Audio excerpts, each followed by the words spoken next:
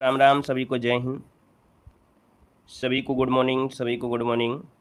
और भाई आप लोग टेलीग्राम से नहीं जुड़े हैं, है ना?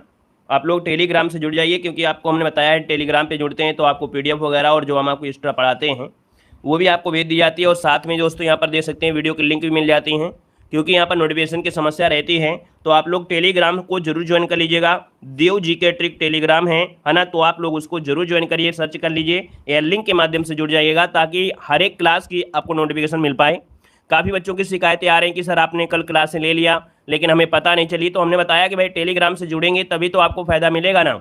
यूट्यूब से इतने नोटिफिकेशन आपको नहीं मिल पाते हैं, इसलिए आप टेलीग्राम जरूर ज्वाइन कर लीजिएगा, ठीक है ना? चलिए, जय श्री कृष्णा, जय हिंद, जय भीम। चलिए, गुड मॉर्निंग, सभी को गुड मॉर्निंग, सभी को गुड मॉर्निंग, हर हर महादेव, सभी को राम राम। तो चलिए स्टार्ट करते हैं। और बेहतर आपके क्वेश्चन आज होने वाले हैं, है ना? बहुत ही अच्छे आपके क्वेश्चन मिलेंगे। तो आप लोग देखिएगा कितना स्कोर आपका आ रहा है। और आप लोग कहाँ से हैं, आप लोग कमेंट बॉक्स में जरूर कमेंट करिएगा। आप लोग कहाँ से हैं, पहली बार जुड़े हैं तो जय हिंद जरूर लिखिएगा, ठीक है? चैनल को सब्सक्राइब करके जय हिंद जरूर लिखिएगा। तो चलिए स्टार्ट करते हैं। पहला क्वेश्चन दिया गया है, कह रहे गुप्त शासकों ने सर्वाधिक सोने के सिक्के जारी किए, जबकि सर्वाधिक शुद्ध सोने के सिक्के किसने जारी किया था? चलिए जवाब देना है, आपका आंसर क्या हो जाएगा? नमस्ते, राधे राधे, नमस्ते, सभी को गुड मॉर्निंग, सभी को राम राम।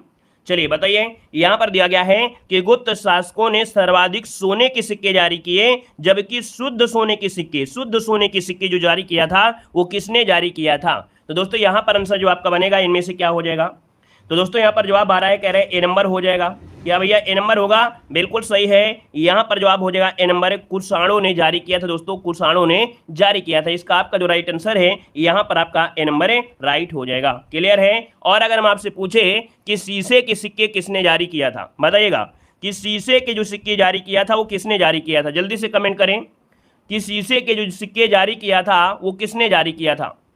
चलिए, सातवाहन, वेरी गुड, बिल्कुल सही है। शीशे के सिक्के अगर पूछता है तो सातवाहन आप कहेंगे, ठीक है ना? यहां पर आगे बढ़ते हैं। क्वेश्चन आपसे अगला पूछा गया है कि निम्नलिखित में से किसने दिल्ली को सल्तनत की राजधानी बनाया था? चलिए बताइएगा कि निम्नलिखित में से किसने दिल्ली को सल्तनत की राजधानी बनाया था? इसका ऑप्शन जो बनेगा राइट इनमें से क्या हो जाएगा? बहुत ही अच्छा क्वेश्चन दिया गया है। और दोस्तों याद रखिए, इसका जो ऑप्शन बनेगा वो आपका बी बनेगा। ये आपके इल्तुतमिश है दोस्तों। कौन? इल्तुतमिश ने दिल्ली को सल्तनत की राजधानी बनाया था, और वह कब 1210 में गद्दी पर बैठा था, है ना? तो इसका जो ऑप्शन है यहाँ पर आपका बी नंबर राइट हो जाएगा। कभी कभी एक क्वेश्चन और बनता है कि भैया जब सुल्तान बनने से पहले जो इल्तुतमिश था वो सूबेदार कहाँ का था? क्या बनता है? क्वेश्चन बनता है कि सुल्तान बनने से पूर्व इल्तुतमिश जो था ये कहाँ का सूबेदार था? बदायूं का था। याद रखिए, ये भी क्वेश्चन आपका पूछा जाता है।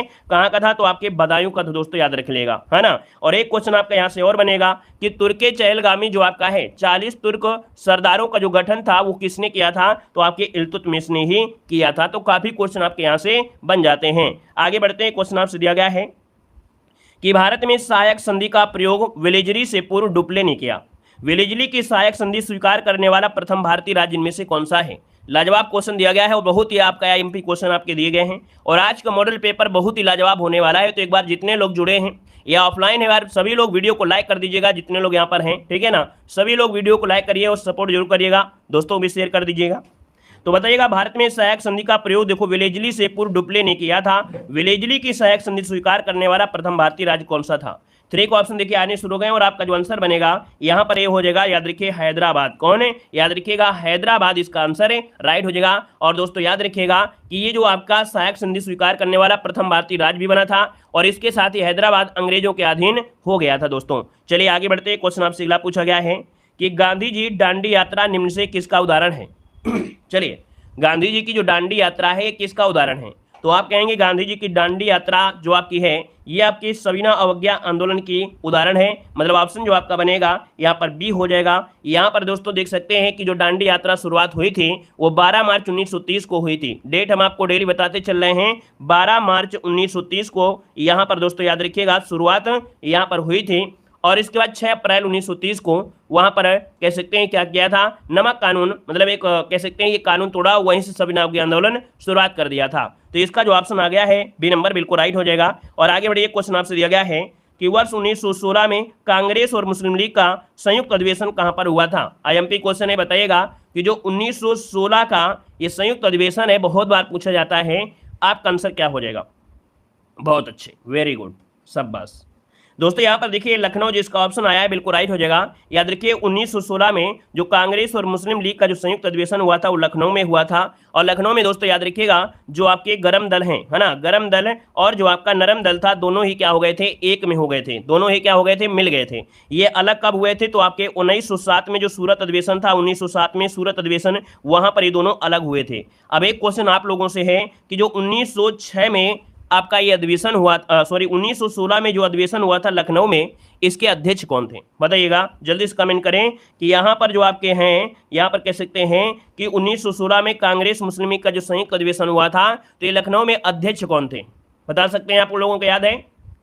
अंबिका चरण मजूमदार, बिल्कुल सही है, अंबिका चरण मजूमदार थे दोस्तों। याद रखिए ये भी पॉइंट आपसे पूछा जाता है, हर एक पॉइंट को क्लियर वो करते हुए चलेंगे। और अगला क्वेश्चन दिया गया है, भारतीय उपद्रव का पिता किन्हें कहा जाता है, बताइएगा भारतीय उपद्रव का पिता इनमें से किसे कहा जाता है, इसका राइट आंसर क्या हो जाएगा।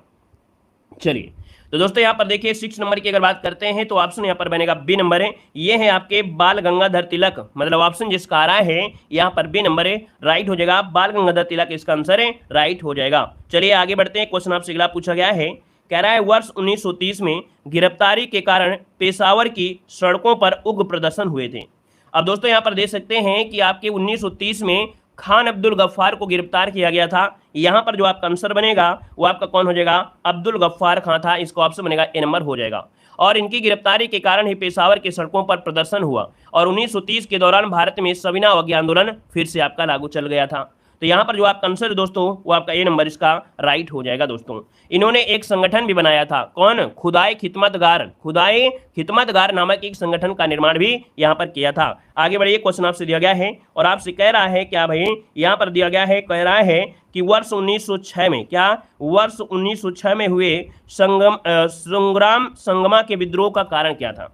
दोस्तों 8 नंबर आपसे जो कह रहा है इसका जो आंसर है वो आपका बी है। याद रखिएगा असम में आदिवासी समूहों द्वारा किया गया एक औपनिवेशिक वन कानूनों का विरोध है।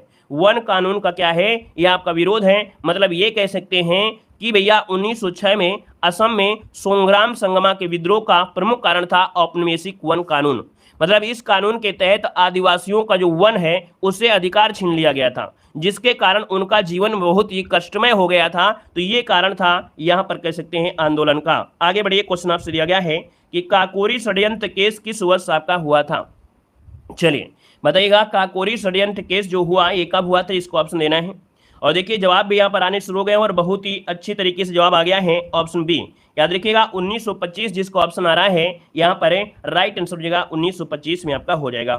चलिए आगे बढ़ते हैं, क्वेश्चन आपसे दिया गया है कि वर्ष 1917 में महात्मा गांधी ने खेड़ा जिले के किसानों की मदद के लिए सत्याग्रह का आंदोलन किया था। और देखो खेड़ा जिले के किसानों की मदद के लिए है, जब खेड़ा जिला दिया है, देखो हमने बताया कि फोकस कहां पर किया गया है, खेड़ा जिला पर फोकस किया गया है।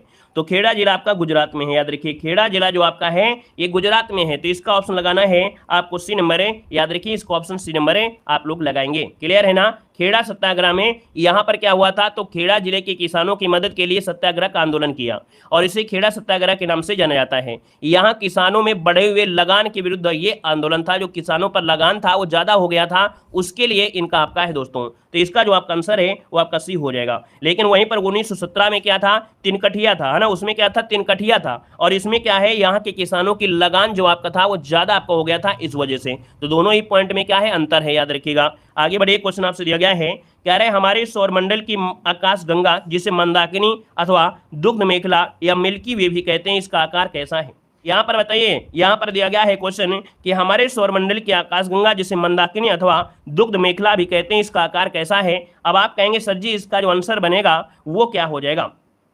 चलिए बिल्कुल सही जवाब आया है, सर्पिलाकार है दोस्तों। याद रखिए कैसा है, सर्पिलाकार है, सर्पिलाकार है दोस्तों। और आकाशगंगा के बारे में तो जानते हैं जहां पर बहुत ज्यादा तारे होते हैं, है ना। यहाँ पर दोस्तों आपका जो आंसर है आपका बी नंबर है, राइट हो जाएगा। नेक्स्ट क्वेश्चन को आते हैं। क्वेश्चन दिया गया है निम्नलिखित में से कौन सुमेलित नहीं है।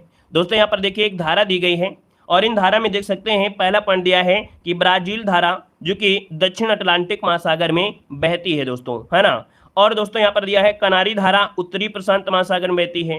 तो दोस्तों याद रखिए कनारी धारा जो आपका है ये वाला गलत है, क्योंकि कनारी धारा ये उत्तरी अटलांटिक महासागर की यहाँ पर धारा दिया गया है। कनारी धारा उत्तरी अटलांटिक महासागर की है, यह स्पेन के पास से दक्षिणी की ओर प्रवाहित होती है। मतलब देखा जाए तो आपका गल्फ स्ट्रीम उत्तरी अटलांटिक है अच्छा क्या इसमें गड़बड़ आ रहा है? हाँ देखो, उत्तरी प्रशांत यहाँ लिखा है, उत्तरी प्रशांत महासागर लिखा है ना, उत्तरी प्रशांत महासागर, लेकिन है क्या, उत्तरी अटलांटिक महासागर है। जो कनारी धारा है, कनारी धारा है, ये उत्तरी अटलांटिक महासागर की है। किसकी है? उत्तरी अटलांटिक महासागर है, जबकि दिया गया है उत्तरी प्रशांत महासागर, इसलिए ये क्या है आपका गलत है दोस्तों, याद रखिएगा, ठीक है ना। चलिए आगे बढ़िए, क्वेश्चन आपसे अगला पूछा गया है, निम्नलिखित में से कौन सा राज्य बांग्लादेश के साथ सीमा साझा नहीं करता है। अब हमने बताया है कि यहां से क्वेश्चन बनना ही बनना है, 100% बनना है। अब आप देख सकते हैं यहाँ पर जो आंसर बनेगा वो राइट क्या हो जाएगा, कह रहे हैं कौन सा राज्य बांग्लादेश के साथ सीमा साझा नहीं करता है। दोस्तों आपको जवाब देना है, ऑप्शन क्या हो जाएगा, तो आप कहेंगे सर ये जो मणिपुर है, कौन है, मणिपुर जो आपका है ये बांग्लादेश के साथ सीमा साझा नहीं करता है। तो आपको ये भी पता होना चाहिए कि बांग्लादेश के साथ कौन कौन से राज्य हैं जो सीमा साझा करते हैं। तो दोस्तों याद रखिएगा, जो आपका मेघालय है ना, मेघालय हो गया, त्रिपुरा आपका हो गया, यहाँ पर दोस्तों असम आपका हो गया, यहाँ पर मिजोरम हो गया, ठीक है, मिजोरम हो गया, और आपका पश्चिम बंगाल हो गया। ये 5 राज्य हैं जो आपके बांग्लादेश के साथ सीमा साझा करते हैं। दोस्तों अगर आपसे पूछे कि इन 5 राज्यों में से बताइएगा कि कौन सा राज्य है जो सबसे ज्यादा बांग्लादेश की सीमा लगती है, तो याद रखिए इन 5 राज्यों में से पश्चिम बंगाल की जो सीमा है, पश्चिम बंगाल की जो सीमा है वो सबसे ज्यादा लंबी है, याद रखिएगा। त्रिपुरा मत लगाइएगा, है ना, कि त्रिपुरा 3 ओर से है, लेकिन वो छोटा है, पश्चिम बंगाल बड़ा है, तो इसलिए पश्चिम बंगाल काफी दूर तक ये क्या करता है, इसके साथ सीमा साझा करता है। ये बिल्कुल बारीक है, इसको आपको जरूर नोट करना है। यहाँ पर आगे बढ़ते हैं, क्वेश्चन दिया गया है, थोड़ा फास्ट तरीके से आइए। कह रहे हैं हिमालयी पर्वत श्रृंखला किसका उदाहरण है। हिमालयी पर्वत श्रृंखला ये किसका उदाहरण है दोस्तों, 14 नंबर में। तो आप कहेंगे ये हिमालय जो आपका है ये वलित पर्वत है। कैसा है, ये वलित पर्वत है। और वलित पर्वत के बारे में देखा जाए तो दोस्तों यहाँ पर जैसे वलित मतलब होता है मोड़दार पर्वत, है ना, मोड़दार पर्वत। जैसे आपका आल्पस पर्वत हो यूरोप में है, यूराल पर्वत आपके एशिया और यूरोप में है, एंडीज पर्वत आपके दक्षिण अमेरिका में है। ये सभी पर्वत क्या हैं, वलित पर्वत के ही उदाहरण है। दोस्तों आगे बढ़िए, क्वेश्चन आपसे दिया गया है, अंतरराष्ट्रीय तिथि रेखा इनमें से क्या है। चलिए, अंतरराष्ट्रीय तिथि रेखा जो आपकी है इनमें से कौन सी है, 15 नंबर में। तो दोस्तों आपका जवाब इनमें से क्या हो जाएगा, यहाँ पर देखिए ऑप्शन जिसका आ गया है यहाँ पर बी नंबर है, 180 अंश देशांतर जो आपकी है ये आपकी कैसी है, एक काल्पनिक रेखा, अंतरराष्ट्रीय तिथि रेखा आपकी है, जो कि प्रशांत महासागर से होकर यहाँ पर बहती है, जाती है, ठीक है। चलिए अगला क्वेश्चन बताइएगा। क्वेश्चन दिया गया है कि जैसे जैसे अर्थव्यवस्था का विकास होता है वैसे वैसे जीडीपी में तृतीय क्षेत्र का अंश जो होता है वो क्या होता है। इस क्वेश्चन के लिए ट्रिपल स्टार आपको दिए जा रहे हैं, मतलब बहुत ही आईएमपी क्वेश्चन आपका है। दोस्तों क्वेश्चन को समझिएगा, इकोनॉमिक्स का है, लेकिन अगर आप समझ गए तो बहुत ही अच्छा क्वेश्चन है, क्योंकि यहाँ से पूछा जा सकता है। चलिए, जैसे जैसे अर्थव्यवस्था का विकास होता है वैसे वैसे जीडीपी में तृतीय क्षेत्र का अंश जो होता है, बताइएगा घटता है या बढ़ता है, घटता है या बढ़ता है, आपका आंसर क्या हो जाएगा। तो दोस्तों यहाँ पर आपका जो आंसर आ रहा है ऑप्शन बी नंबर यहाँ पर दे रहे हैं, कुछ लोग ए दे रहे हैं। दोस्तों आपका जो आंसर है घटता और बढ़ता दोनों होगा क्या, अरे नहीं, याद रखिए इसका जो ऑप्शन आपका सी हो जाएगा, बढ़ता है। अब ये कैसे बढ़ता है आपको बता दें कि जो तृतीय क्षेत्र होता है ये होता है सेवा क्षेत्र। क्या होता है, सेवा क्षेत्र होता है। और वर्तमान समय में भारत में सेवा क्षेत्र सबसे अधिक है। पहले कृषि क्षेत्र जो कि प्राथमिक क्षेत्र था उसका अंश ज्यादा था, लेकिन समय अनुसार वर्तमान में सेवा क्षेत्र क्या है, अधिक है। जैसे आपका रेल सेवा हो गई, बैंकिंग सेवा आदि ऐसी सेवाएं हो गई। और जिस देश का तृतीय क्षेत्र मजबूत होता है, अर्थात सेवा क्षेत्र मजबूत होता है, वो देश बहुत आगे जाता है। तो इस समय दोस्तों याद रखिए तृतीय क्षेत्र आपका आगे है। जीडीपी अगर बढ़ रही है इसका मतलब है कि जो तृतीय क्षेत्र है ये बढ़ रहा है, तभी आपकी जीडीपी ग्रोथ बढ़ रही है। तो इसका आंसर लॉक किया जाएगा सी नंबर। उम्मीद है समझ गए होंगे। और आगे बढ़िए, क्वेश्चन दिया गया है, कह रहा है कीमत स्वीकार फर्म की औसत संप्राप्ति बाजार कीमत जो होती है वो क्या होती है। यहाँ पर आंसर आपका बी हो जाएगा, बराबर होती है। याद रखिएगा कीमत स्वीकार फर्म की जो औसत संप्राप्ति बाजार होती है वो कीमत के बराबर होती है। ऑप्शन बनेगा आपका बी नंबर है। और अगला क्वेश्चन दिया गया है, कह रहा है निम्नलिखित में से कौन लॉरेंस वक्र द्वारा मापा जाता है। दोस्तों लॉरेंस वक्र के द्वारा आय की जो विषमता होती है, आय की जो विषमता होती है, इसको रट लेना है ना, इसको रटना है, क्योंकि ये थ्योरी है डायरेक्ट कि लॉरेंस वक्र द्वारा क्या मापते हैं। तो याद रखिए आय की विषमता मापते हैं। आय की विषमता मतलब देख सकते हैं किसी की आय कम है, किसी की कम है, या कोई प्रोडक्शन का, है ना। तो यहाँ पर क्या होता है, आय की विषमता मापी जाती है। यहाँ पर आगे बढ़िए, क्वेश्चन दिया गया है कि यदि फर्म की लागत शून्य अथवा केवल स्थिर लागत है तो संतुलन में पूर्ति की मात्रा उस बिंदु द्वारा दर्शाया जाता है जिस पर औसत संप्राप्ति शून्य होती है। 19 नंबर आपसे दे रहा है और 19 का ऑप्शन यहाँ पर हो जाएगा आपका पूर्ण प्रतिस्पर्धा हो जाएगा। ऐसे में क्या होता है, फार्म की जो लागत होती है शून्य हो अथवा स्थिर हो, मतलब इसको प्रॉफिट नहीं हुआ है ना, तो भैया संतुलन की मात्रा में जो आपका बिंदु है इसको हम लोग औसत के हिसाब से देखेंगे तो ये पूर्ण प्रतिस्पर्धा कहलाएगा। आगे बढ़िए, क्वेश्चन आपसे दिया गया है कि परिवर्ती आगत तथा निर्गत से संबंधित है, ऐसी स्थिति में जब अन्य सभी आगतों को स्थिर रखा जाता है। दोस्तों यहाँ पर देखिए इसका ऑप्शन आप भरेंगे ए नंबर, कुल उत्पाद। क्या भरेंगे यहाँ पर, कुल उत्पाद परिवर्ती आगत तथा निर्गत से संबंधित हैं और ऐसी स्थिति में जब अन्य सभी आगतों को स्थिर रखा जाए। तो ये 5 क्वेश्चन आपके इकोनॉमिक्स के होते हैं जो कि आप लोगों को बड़े कठिन लगते हैं, लेकिन अगर डेली पढ़ेंगे तभी आपको सफलता मिलेगी। देखो दिया है, संविधान की प्रस्तावना में उल्लिखित निम्न शब्दों का सही क्रम क्या है। जब हम इकोनॉमिक्स की क्लास देते हैं मालूम है, तो सब पढ़ते ही नहीं है, उनको लगता है कि सांप बिच्छू है जो हमको डस लेंगे। अरे जब हम पढ़ा रहे होते इकोनॉमिक्स तो उसको ज़्यादा पढ़ा करें तो ज़्यादा बेटर होगा, ज़्यादा क्वेश्चन मिलेंगे तो ज़्यादा अच्छा लगेगा, जब ज़्यादा पढ़ोगे आएगा तो समझ में आएगा। लेकिन इकोनॉमिक्स की क्लास जब आप पढ़ते नहीं है तो भी हमारा भी मन नहीं होता है, क्या करें, हम क्यों दे फिर आपको इकोनॉमिक्स जब आपको पढ़ने नहीं है। ठीक है, देखो संविधान की प्रस्तावना में लिखित निम्न शब्दों का सही क्रम क्या है, तो आप कहेंगे सर सही की अगर बात कर लेते हैं तो आपका आंसर पहला दिया गया है। यहाँ पर देखो सबसे पहले हम आते हैं सार्वभौमिक, क्या है सार्वभौमिक मिलेगा, फिर इसके बाद समाजवादी मिलेगा, समाजवादी के बाद दोस्तों धर्मनिरपेक्ष होगा, फिर आपका यहाँ पर दिया है प्रजातांत्रिक। मतलब दोस्तों जो ऑप्शन बनेगा यहाँ पर आपका ए नंबर इसका राइट हो जाएगा 3142, 3142 जिसका ऑप्शन आया बिल्कुल राइट हो जाएगा। नेक्स्ट क्वेश्चन को आते हैं। क्वेश्चन दिया गया है कि भारतीय संविधान की समवर्ती सूची की धारणा किस देश के संविधान से ली गई है। समवर्ती सूची जो आपकी ली गई है वो कहाँ से ली गई है, तो ये समवर्ती सूची में मतलब होता है कि केंद्र सरकार राज्य सरकार दोनों ही कानून बना सकती है। तो दोस्तों समवर्ती सूची ली गई है आपके ऑप्शन बी नंबर जिसका आ रहा है ऑस्ट्रेलिया, बिल्कुल जवाब इनमें से राइट हो जाएगा, ऑस्ट्रेलिया से हो जाएगा दोस्तों। ठीक है ना, और यहाँ पर आगे बढ़ते हैं। क्वेश्चन आपसे अगला पूछा गया है कि संविधान के किस अनुच्छेद के अंतर्गत कोई भी व्यक्ति मूलभूत अधिकारों के हनन का मामला सीधे सर्वोच्च न्यायालय में उठा सकता है। अगर किसी व्यक्ति के मौलिक अधिकार का उल्लंघन हुआ है तो सुप्रीम कोर्ट में अगर जाएगा तो सीधे किस आर्टिकल के तहत, तो ऑप्शन डी हो जाएगा आर्टिकल नंबर 32 के तहत वो सीधा हाई कोर्ट सीधा सुप्रीम कोर्ट जा सकता है। कहां पर है, सुप्रीम कोर्ट जा सकता है। लेकिन हाई कोर्ट अगर जाना है तो आर्टिकल नंबर 226 के तहत वो हाई कोर्ट जा सकता है। ठीक है, आगे बढ़िए। क्वेश्चन आपसे दिया गया है कि भारत के संविधान में संघीय शब्द का प्रयोग कहां पर हुआ है। आईएमपी क्वेश्चन है, जवाब देना है। चलिए भारत में संघीय शब्द का जो प्रयोग हुआ है कहां पर हुआ है, संघीय शब्द का प्रयोग किस में हुआ है, तो दोस्तों याद रखिएगा संविधान में कहीं नहीं हुआ है। क्या, संघीय शब्द का प्रयोग संविधान में कहीं नहीं हुआ है, याद रख लीजिएगा।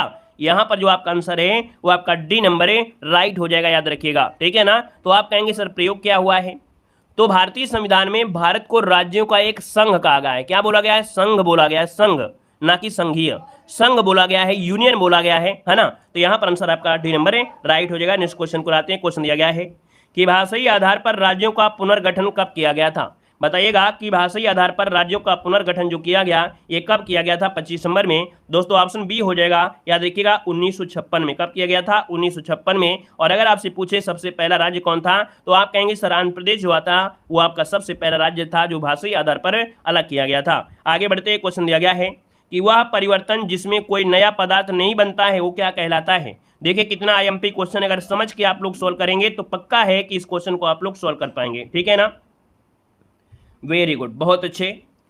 गुड मॉर्निंग भैया, गुड मॉर्निंग सभी को, गुड मॉर्निंग। कह रहा है वह परिवर्तन जिसमें कोई नया पदार्थ नहीं बनता है, और जब नया नहीं बनता है तो भैया इसमें क्या होता है, ये भौतिक परिवर्तन होता है। क्या, ये भौतिक परिवर्तन होता है। जब नया नहीं बनता है तो भौतिक होता है। रासायनिक होता तो हम दो चीज को मिलाते तो तीसरा बन जाता, लेकिन भौतिक में क्या होता है, नया पदार्थ नहीं बनता है। जैसे जल का उबलना, आइसक्रीम का पिघलना, भौतिक परिवर्तन आपके हैं। वही चीज थे वही चीज बन गया, उसमें ऐसा तो नहीं है कि आइसक्रीम पिघल गई हो तो हम उसे दूसरा कुछ बोल देंगे, जल उबल गया तो उसको हम दूसरा बोल देंगे, ऐसा तो आपको होता नहीं है। तो यहाँ पर आंसर आपका ए नंबर है, राइट हो जाएगा। क्लियर है, आगे बढ़िए। क्वेश्चन आपसे अगला पूछा गया है, मानव हृदय का जो दाहिना भाग होता है ये रक्त प्राप्त करता है। यहाँ पर दोस्तों 27 नंबर की अगर बात करते हैं तो याद रखिए मानव हृदय का दाहिना भाग ये अशुद्ध रक्त प्राप्त करता है। याद रखिए इसका जो ऑप्शन है वो आपका बी नंबर है, राइट हो जाएगा, अशुद्ध रक्त प्राप्त करता है। इसको याद करने के लिए हम आपको बताए थे कि भैया अगर आप इस्कॉन टेम्पल में गए हो है ना, या कहीं मंदिर में गए हों, लोग दंडवत प्रणाम करते हैं। दंडवत मतलब होता है लेट कर प्रणाम करते हैं। तो हमने बताया कि अगर भगवान जी की आपकी मूर्ति यहाँ पर है तो वो जो व्यक्ति होगा वो व्यक्ति ऐसे लेटेगा, चेहरा उसका इस प्रकार ऐसे लेटेगा, ऐसे लेटेगा। तो भैया जो बायां साइड होगा, बायां साइड वो क्या होगा, शुद्ध होगा। याद रखिएगा शुद्ध रक्त जो आपका है वो बाएं साइड। तो इसका मतलब ये हुआ कि भगवान की तरफ अगर आप दंडवत प्रणाम कर रहे हैं भगवान को, तो आप ऐसे लेटिए ताकि आपका बायां हिस्सा वो भगवान की तरफ रहे और दायां हिस्सा इधर रहे। ये पॉइंट आपको याद रहेगा, तो हमेशा आपको पॉइंट गलत नहीं हो सकता है। क्लियर है? चलिए जी हाँ, इस्कॉन टेम्पल कानपुर में भी है। यहां पर आगे बढ़िए, क्वेश्चन आपसे दिया गया है, यहां पर दिया गया है द्रव चलित लिफ्ट किस सिद्धांत पर कार्य करता है। चलिए यहां पर बताइए क्या हो जाएगा। अरे हम इसलिए नहीं बोल रहे हैं कि दिल बाईं ओर होता है, हम आपको लॉजिक बता रहे थे, लॉजिक बता रहे थे कि शुद्ध और अशुद्ध, शुद्ध और अशुद्ध को लॉजिक बता रहे थे। अगर हम दिल की बात करते कि दिल आपका बाएं साइड होता है इसलिए भगवान करते हैं, तो आपको जो पॉइंट बताने का प्रयास कर रहे थे वो शायद आप लोग नहीं समझ पाते। ठीक है, इसलिए हमने बताया था। ठीक है ना। चलिए यहां पर देखिए, द्रव चलित लिफ्ट होता है किस सिद्धांत पर कार्य करता है, तो ऑप्शन जो आपका बनेगा पास्कल का सिद्धांत। यहां पर जो आंसर आपका है बी नंबर इसका राइट हो जाएगा, पास्कल का सिद्धांत। दोस्तों अभी आपने देखा होगा आपके घरों में गाड़ियां होंगी, चार पहिया होंगे, ट्रक होंगे, वहां पर क्या होता है कि जो अब जैक लगाते हैं नीचे से, है ना, अकेले ही लगा लेते हैं, है ना, चाहे जितना बड़ा ट्रक है वो अकेले जैक लगा लेते हैं और अच्छे से आराम से पूरा टायर वगैरह चेंज कर लेते हैं। पहले क्या होता था कि रॉड लाते थे, रॉड से घींच घींच के ईंटा रख के करते थे। तो भैया जो आपका पास्कल सिद्धांत होता है वो क्या होता है, इसमें जो प्रेशर लगता है वो सभी जगह बराबर लगता है, और जब सभी जगह बराबर लगता है तो आसानी से ये काम किया जा सकता है, पहिए को या ट्रक को उठाया जा सकता है। उम्मीद है पॉइंट समझ में आ रहा होगा, और समझ में आ रहा है तो आप लोग तो थम्स अप करते चलिएगा। ठीक है, यहां पर दिया है निम्नलिखित में से कौन सा कठोर जल में अधिक मात्रा में मौजूद है। भाई जो कठोर जल होता है उसमें क्या चीज मिलती है, तो कैल्शियम और मैग्नीशियम, है ना, के जो बाइकार्बोनेट और कार्बोनेट उपस्थित रहते हैं। तो यहां पर जो आपका आंसर दोस्तों आपका 29 नंबर में वो राइट इनमें से क्या हो जाएगा, तो नोट करेगा 29 का ऑप्शन यहां पर ये हो जाएगा कैल्शियम और मैग्नीशियम। यहां पर आंसर जो आपका है वो राइट हो जाएगा, यहां पर ए नंबर है। और आगे बढ़िए, क्वेश्चन आपसे दिया गया है कि पेनिसिलिन निम्न से किससे प्राप्त होती है।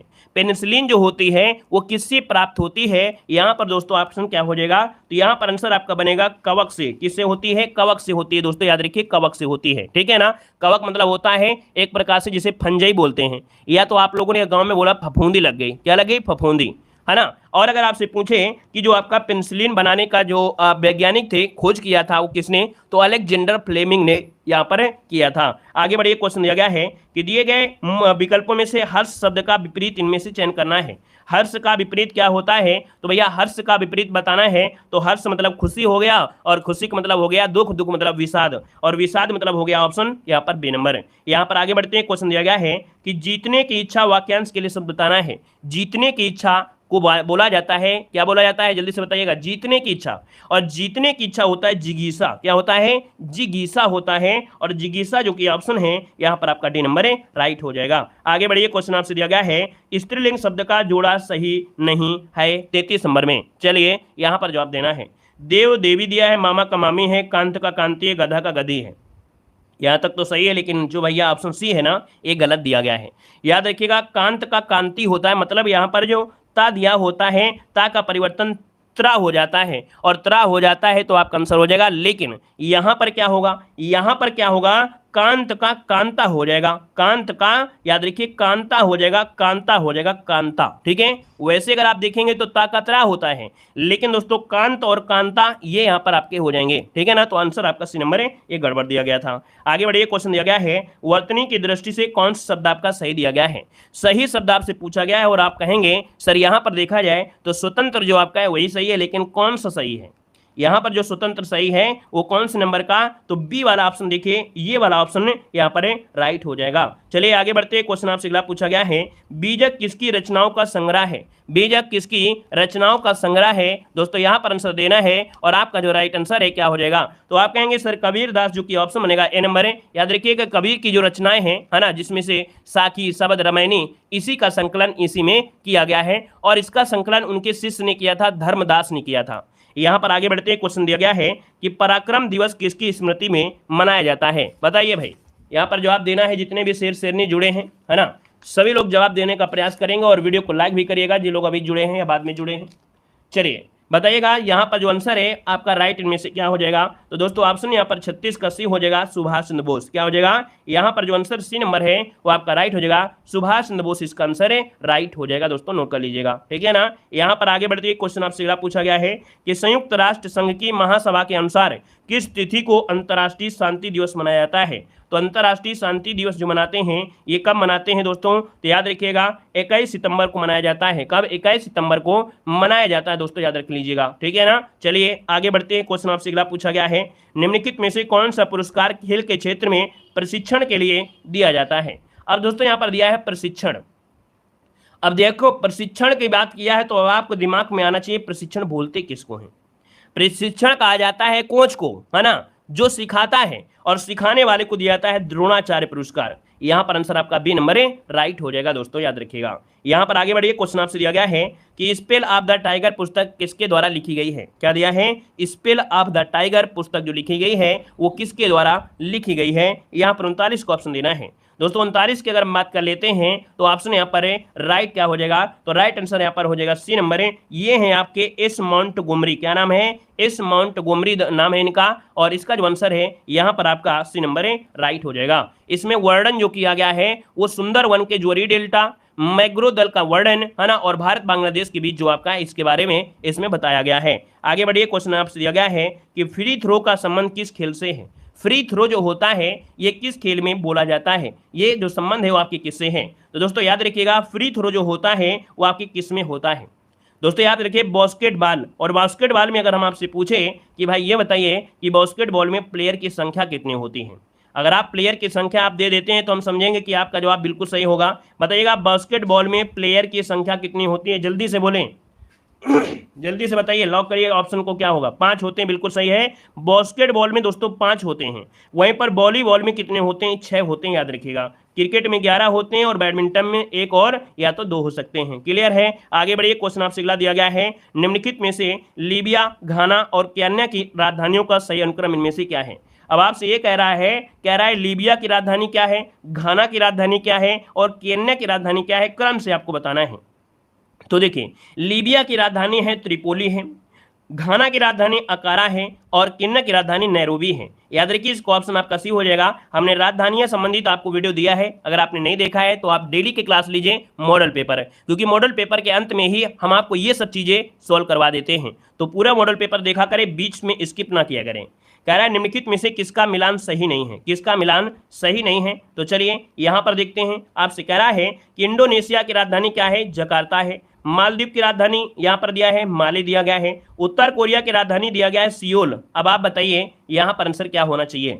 जल्दी से बताइए कि यहां पर आंसर क्या होना चाहिए। क्या ये जो पॉइंट दिया है क्या सही दिया गया है? क्या हमने आपको पढ़ाया है उत्तर कोरिया की राजधानी क्या है? चलिए उत्तर कोरिया की ही प्योंगयांग। क्या बताया था? हमने बताया था उत्तर कोरिया की राजधानी है प्योंगयांग है, प्योंगयांग ऐसे लिखे जाएंगे प्योंगयांग, ठीक है ना। ये जो आपकी सियोल है ये दक्षिण कोरिया की है, ठीक है ना। तो गड़बड़ी मिल गई है ऑप्शन सी पर। जिम्बाब्वे की राजधानी है हरारे है। क्लियर है? हम जो आपको पढ़ा देते हैं ना लास्ट में, वो समझिए कि अगले मॉडल पेपर में मिलने वाला होता है, तभी हम आपको पहले से ही आपको पढ़ा देते हैं, ताकि जब आएगा मॉडल पेपर में तो आपको लगेगा कि हाँ सर ने जो पढ़ाया है वाकई में मिलता भी है और एग्जाम में भी मिलता है। दोस्तों दिया गया है मोढेरा एक प्रसिद्ध है, ये क्या है भाई बताइएगा। 43 नंबर में यहाँ पर कह रहा है जो मोढेरा है ये है क्या? तो मोढेरा एक सूर्य मंदिर है। ये क्या है? एक सूर्य मंदिर है जो कि आपके गुजरात में है। कहाँ पर है? ये गुजरात में है दोस्तों, याद रखिएगा ये गुजरात में है, याद रखिएगा। आगे बढ़िए, क्वेश्चन आपसे दिया गया है जीएसटी किस प्रकार का कर है? बहुत दिनों बाद ये क्वेश्चन मिला है। कह रहा है जीएसटी जो आपका है किस प्रकार का कर है? दोस्तों जवाब देना है तो आप कहेंगे अप्रत्यक्ष कर है। क्या है? अप्रत्यक्ष कर है। इसका जो ऑप्शन है यहाँ पर आपका बी नंबर है, राइट हो जाएगा। आगे बढ़िए, क्वेश्चन दिया गया है कि किस देश ने सबसे अधिक बार फीफा फुटबॉल विश्व कप जीत हासिल किया है? दोस्तों यहाँ पर देख सकते हैं कि आपके सबसे ज़्यादा ये जो आपका ब्राजील है ये सबसे ज़्यादा दोस्तों फुटबॉल विश्व कप जीत हासिल किया है। ऑप्शन आपका राइट हो जाएगा, ये नंबर है राइट हो जाएगा। और अगला क्वेश्चन आपका दिया गया है कि विश्व प्रसिद्ध श्रावणी मेला कहाँ पर आरंभ हुआ है? दोस्तों ये श्रावणी मेला है और ये कहाँ लगता है? दोस्तों जवाब देना है श्रावणी मेला। ये दोस्तों श्रावणी मेला आपके झारखंड में लगता है। कहाँ लगता है? आपके झारखंड में लगता है। ऑप्शन आपका ए नंबर इसका राइट हो जाएगा। और आगे बढ़ते क्वेश्चन आपसे अगला पूछा गया है कि संघाई सहयोग संगठन के 23वें शिखर सम्मेलन में नवा स्थायी सदस्य किसे बनाया गया है? आईएमपी क्वेश्चन है, जवाब दीजिएगा। आपका आंसर क्या हो जाएगा? कह रहे संघाई सहयोग संगठन के 23वें शिखर सम्मेलन में उन नवा जो आपका स्थायी सदस्य है वो किसे बनाया गया है? आंसर क्या हो जाएगा? दोस्तों राइट करिएगा, यहाँ पर आंसर आपका सी नंबर, ईरान को इसमें शामिल किया गया है। किसे? ईरान को शामिल कर लिया गया है। ये नवा सदस्य आपका बन गया है संघाई सहयोग संगठन में है, वो आपको बस सुनना है। जैसे कि अभी हमने आपको राजधानी बताई थी, अभी आपको मुद्राएं बताई थी, तो हमने यहाँ पर देखो आपको एशिया की और आपके अफ्रीका की मुद्राएं बताई थी, है ना। आज कुछ मुद्राएं उनको यहाँ पर कवर करना है। कह रहा है उत्तरी अमेरिका और कैरेबियाई सागर की देश के जो आपकी राजधानी है मुद्रा, वही चीज हम बताएंगे जो आपके एग्जाम में पूछी जाती है। बाकी का जो पीडीएफ है हम आपको टेलीग्राम पे प्रोवाइड करा देंगे। देव जी के ट्रिक टेलीग्राम है, लिंक डिस्क्रिप्शन बॉक्स में है, तो आप लोग जुड़ सकते हैं। देखिए आपसे क्या रहा है, कनाडा की राजधानी क्या है? कनाडा की राजधानी है दोस्तों, याद रखिए ओटावा है। क्या है? कनाडा की राजधानी क्या है? ओटावा है दोस्तों, याद रखिए ओटावा है। और यहाँ पर चलता है डॉलर चलता है। अगला दिया गया है यहाँ पर क्यूबा। क्या दिया है? क्यूबा। और दोस्तों याद रखिएगा क्यूबा की राजधानी क्या है? तो क्यूबा की राजधानी हवाना। क्या है? हवाना है। जिसको हम पढ़ा रहे हैं उसको आप नोट करते चलेंगे। ग्रीनलैंड की राजधानी क्या है? तो ग्रीनलैंड की राजधानी है नूक है। क्या है? नीक है। वहीं पर क्यूबा की जो आपकी मुद्रा थी वो आपकी क्या थी? पीसो थी। अगला है मेक्सिको की राजधानी क्या है? तो मेक्सिको की राजधानी है मेक्सिको सिटी। क्या है? मेक्सिको सिटी है। कोस्टारिका की राजधानी क्या है? ये भी क्वेश्चन पूछा जाता है। कोस्टारिका की राजधानी क्या है? तो याद रखिएगा कि कोस्टारिका की राजधानी क्या है? तो आपकी सान जोन है। क्या है? सान जोन है। वहीं पर अल सल्वाडोर की राजधानी क्या है? तो अल सल्वाडोर की राजधानी है सान सल्वाडोर हो जाएगा। ठीक है ना। और आगे बढ़ते हैं, क्वेश्चन आपसे अगला पूछा गया है, यहाँ पर दिया है पनामा की राजधानी। दोस्तों बताइएगा पनामा की राजधानी क्या है? तो पनामा की राजधानी है पनामा सिटी। क्या है? पनामा की राजधानी है पनामा सिटी है। ठीक है ना। यहाँ पर अगला पॉइंट आपसे कह रहा है, संयुक्त राज्य अमेरिका की राजधानी क्या है? तो संयुक्त राज्य अमेरिका की राजधानी क्या है? वाशिंगटन डीसी है। ठीक है ना। डॉलर यहाँ की मुद्रा है। राजधानियों पर ज्यादा फोकस करना है, और जिस पर हम फोकस कर दे रहे हैं, निशान लगा दे रहे हैं, उनको तो रट के ही जाएगा।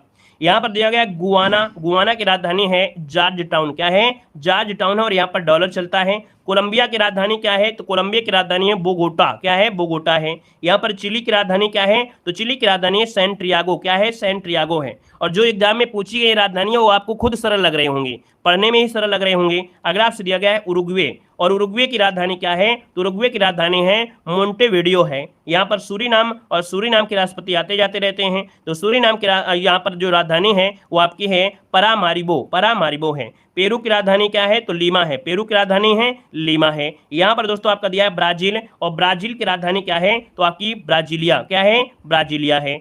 बोलीविया की राजधानी क्या है? तो लापाज है। क्या है? लापाज है। और अगला आपसे दिया गया है, आपसे यहाँ पर अगला पॉइंट, चलिए अगला पॉइंट देखो आपसे दिया गया है, कह रहा आपसे इक्वाडोर की राजधानी। तो इक्वाडोर की राजधानी है क्यूटो। क्या है? क्यूटो है। अर्जेंटीना की राजधानी क्या है? तो अर्जेंटीना की राजधानी क्या है? तो आपका ब्यूनस आयर्स है। और अर्जेंटीना की जो मुद्रा है वो भी पूछी जाती है, अर्जेंटीना पेसो। क्या है? पेसो है। वेनेजुएला जहां पर आपका सबसे ऊंचा झरना है, और इसकी राजधानी है काराकस। क्या है? काराकस हो जाएगा। यहाँ पर आते हैं यूरोप महाद्वीप में, है ना। यूरोप में आते हैं, अमेरिका वाला काम खत्म, अब आते हैं यूरोप में। दोस्तों आपसे दिया गया है क्या? तो देखो दिया गया है, कह रहा है लग्जमबर्ग की राजधानी क्या है? तो लग्जमबर्ग की है लग्जमबर्ग हो जाएगा। क्या हो जाएगा? लग्जमबर्ग की राजधानी है लग्जमबर्ग हो जाएगा। बेल्जियम की राजधानी क्या है? तो बेल्जियम की राजधानी है ब्रुसेल्स। क्या है? ब्रुसेल्स हो जाएगा। फ्रांस की राजधानी क्या है? तो फ्रांस की हो जाएगा आपका पेरिस। अब देखिए जो भी आपके देश होंगे आपकी यूरोप के, तो अधिकतर वहां की जो मुद्रा होगी वो आपकी यूरो है। वहां की मुद्रा अधिकतर क्या है? यूरो है। इस बात को याद रख लीजिएगा। अगला आपसे दिया गया है स्विट्जरलैंड की राजधानी क्या है? तो दोस्तों याद रखिएगा कि स्विट्जरलैंड की राजधानी क्या है? बर्न है। क्या है? बर्न है। यहाँ पर देखो दिया है आयरलैंड, और आयरलैंड की राजधानी क्या है? डबलिन। क्या है? डबलिन हो जाएगा। यहाँ पर आते हैं ग्रेट ब्रिटेन, और ग्रेट ब्रिटेन की राजधानी क्या है? तो ग्रेट ब्रिटेन की राजधानी है, याद रखिएगा, लंदन। और यहाँ पर चलता है पाउंड। क्या चलता है? पाउंड चलता है। रूस की राजधानी की अगर बात करते हैं तो रूस की राजधानी है मॉस्को, और यहाँ पर चलता है रूबल। क्या चलता है? रूबल चलता है। यहाँ पर अगला पॉइंट दिया गया है नॉर्वे। दोस्तों नॉर्वे की अगर बात करते हैं तो नॉर्वे की राजधानी क्या है? ओस्लो है। और यहाँ की मुद्रा का नाम क्या है? यहाँ पर क्रोन नाम है। क्या नाम है? क्रोन नाम है। स्वीडन की राजधानी क्या है? तो स्वीडन की राजधानी क्या है?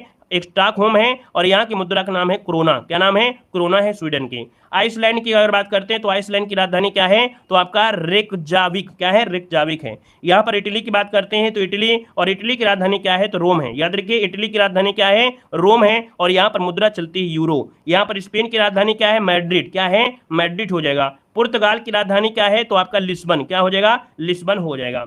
अगला आपसे दिया गया है जर्मनी की राजधानी, और जर्मनी की राजधानी क्या है? बर्लिन हो जाएगा। जर्मनी की राजधानी क्या है? याद रखिए बर्लिन। क्या हो जाएगा? बर्लिन। यूनान की राजधानी क्या है? तो यूनान की राजधानी है एथेंस। क्या है? एथेंस आ जाएगा। फिनलैंड की राजधानी की अगर बात करते हैं तो फिनलैंड की राजधानी है हेलसिंकी। क्या है?